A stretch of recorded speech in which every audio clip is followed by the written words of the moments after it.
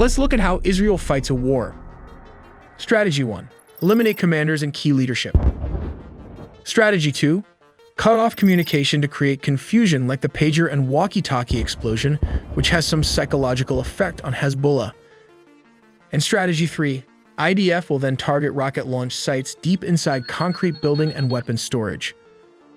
We'll also look into how Israel uses satellite with synthetic aperture radar and attack drones to hunt down hidden missile target, all in the video ahead. Despite these strategies and advancements in warfare, Israel is now facing a new threat from Hezbollah, which has launched the Qatar-1 ballistic missile.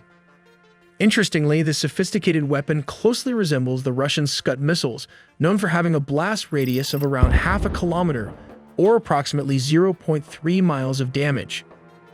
Fortunately, only one ballistic missile was fired and Israel's Aero Interceptor defense system promptly activated, successfully neutralizing the threat before it could cause any harm. However, information like this is difficult to verify. We use ground news to explore more balanced coverage of Israel's military strikes in southern Lebanon in response to Hezbollah's missile launch. Ground news shows this story has been covered by 268 sources, with 42% leaning left and 44% leaning right. On the left, NBC News highlights Israel's defensive actions with the headline, "Israel intercepts first Hezbollah missile fired toward Tel Aviv, carries out extensive strikes in Lebanon." On the right, the U.S. Sun takes a more dramatic approach with the headline, "Hezbollah missile reaches Tel Aviv for first time in bid to strike Israel's spy headquarters." The differences in framing are clear. NBC News focuses on Israel's defensive response, while the U.S. Sun zeroes in on the missile's threat to Israel's security infrastructure. This shows how word choice like intercepts versus reaches Tel Aviv can shape readers' perception of the event. I also especially like the blind spot feed, which highlights stories that are disproportionately covered by the left or right. That's why I highly recommend Ground News. It cuts through media biases and offers a comprehensive, balanced view of global events.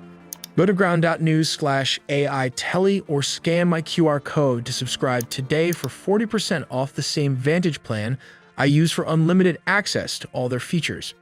Let's take a look at Strategy 1. We all know that the Hamas attack on October 7 unleashed a devastating chain of events.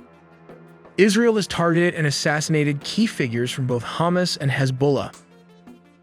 On July 30th, 2024, a manipulated call instructed Fuad Shukr to urgently return to his 7th-floor apartment, isolating him for the strike. Once confirmed inside, an aircraft, likely an F-16, carried out a precision strike using a laser-guided bomb. The weapon hit with pinpoint accuracy, destroying the 7th floor and taking out Fuad Shukr. On July 31st, 2024, Ismail Haniyeh, the political leader of Hamas, was assassinated along with his personal bodyguard in the Iranian capital. A bomb, supposedly planted a couple of months earlier, was detonated. On September 20, 2024, Hezbollah commander Ibrahim Aqil was also assassinated by a bunker buster bomb that took out the entire building block while he was having a meeting in the ground floor. Let's look at Strategy 2. Israel hacked into several commanders' phones and communication systems. When the commanders realized they had been hacked, they began switching to older technology such as pagers and walkie-talkies. This is how it happened. 5 months before the pagers and walkie-talkie explosion, a shell company, which was probably Mossad, called BAC Consulting in Hungary, bought the licensing rights from a Taiwanese company named Gold Apollo. Unconfirmed reports suggest that the company shipped the products, and at some point along the supply chain, explosives were planted along the way. The products were then shipped back to Hezbollah. To help you understand better, let's simplify the shipping routes.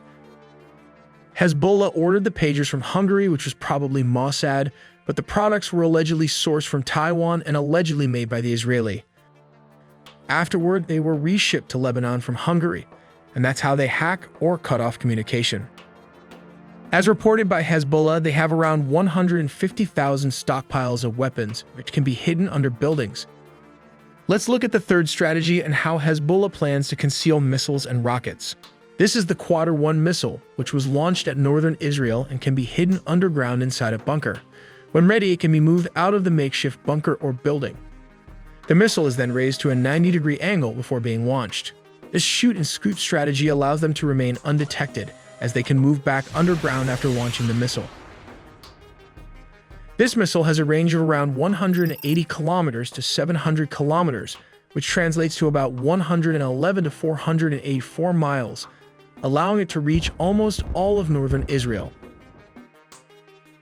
The second missile, like the DR-3, can also be hidden under a building, as shown in this animation. It has a ramp that can be positioned and elevated to face the Israeli border. When ready, the walls can be opened to fire the missile. This missile is a modified version of the Soviet-era reconnaissance UAV, the Tu-143. The Tupolev-143 Polet was part of a family of UAVs, including its sibling, the Tu-141, dating back to the 1970s. It was initially developed by Soviet engineers for reconnaissance purposes, with cameras located in the nose and belly of the rocket. Equipped with advanced surveillance features, it played a crucial role in Soviet tactical aviation, providing essential battlefield intelligence. Interestingly, a soft landing was not part of the original design upon its return. Only the nose compartment, which contained valuable equipment and reconnaissance data, was preserved, while the rest of the Hawk design was considered disposable.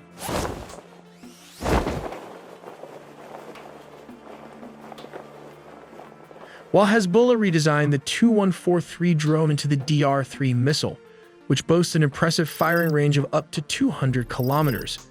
They even packed it with a large warhead after removing the cameras and surveillance equipment. This missile can now reach targets as far north of Israel, presenting new challenges for its defense systems. Finally, we have the Fatih-1 and Fatih-2 missiles. These can be placed horizontally, and when ready, the roof can open, allowing the missiles to launch in swarms. This 6-meter-long missile, with a 302 millimeters diameter, has a range of approximately 100 kilometers, all while carrying a 100 kilograms warhead, which translates to around 220 pounds. The Fatih-1 missile also utilizes an MLRS platform, but has a shorter range of just 70 kilometers, which is around 43 miles, all doing this while carrying an 83 kilograms warhead about 182 pounds. Let's look into how Israel detect and track these weapons inside these buildings. It uses satellite to scan the Lebanese landscape and monitor Hezbollah's military structures both day and night. These satellites are equipped with synthetic aperture radar called SAR, which provides high-resolution data for analysis. The data collected by these satellites is processed and analyzed using artificial intelligence. Once interpreted, the algorithm can distinguish between disturbed and undisturbed soil and identify areas emitting high levels of gases, such as methane or other sources of heat. Once confirmed, attack drones are deployed. These drones fly to their designated targets and verify heat signatures and shapes based on the synthetic aperture radar data provided by the satellite. After confirmation, a Hellfire missile, which is an air-to-ground precision weapon, can be launched, capable of destroying or leveling the building structures entirely.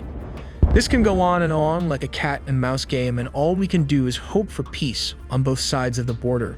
An IDF-last strategy is launching a ground invasion towards the south of Lebanon. But this is not going to be easy, as Hezbollah has been fortifying its area near the border with 4 layers of defense. The first layer starts here, moving back is the second layer, and the third and fourth layers are positioned here in the back as command and control centers. At the tip of the spear are the tactical defense compartments, located strategically along these areas, close to the border but spread out to remain as close as possible. Interestingly, they also had a large number of rocket firing positions close to the tactical defense area to avoid collateral damage. Just behind the rocket compartments is the headquarters responsible for directing and commanding troop movements. And finally, we have the area headquarters.